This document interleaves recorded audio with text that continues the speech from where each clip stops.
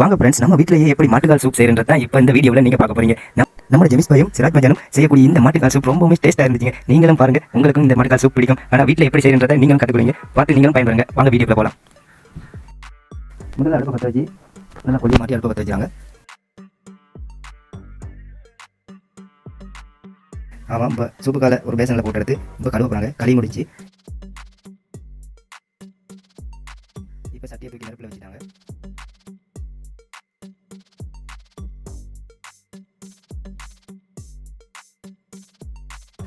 அதுக்குள்ள அரைவாசி தண்ணியை ஊற்றிருக்காங்க.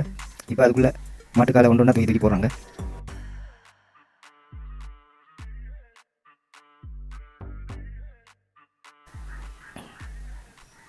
ஆமாம், இப்போ சிராஜ் மஜா சட்டியை மூடி தேவையான அளவு தண்ணி வச்சுட்டாங்க.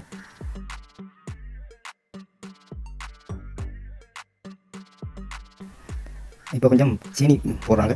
3 கரண்டி சீனி போடுறாங்க. நல்லா சூப்பு முள் வந்து இறைச்சலாம் நல்லா போய் கவியறதுக்காக வேண்டி.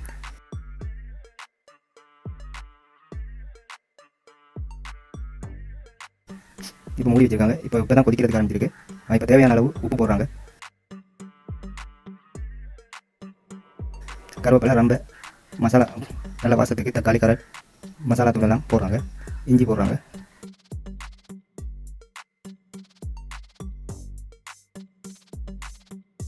புளியம்பழ சாறு ஊற்றுறாங்க. அதை நல்லா கிண்டி விடுறார் ஜெமிஸ் பாய். மசாலா தூள் இன்னும் கொஞ்சம் கொஞ்சமாக போடுறாங்க.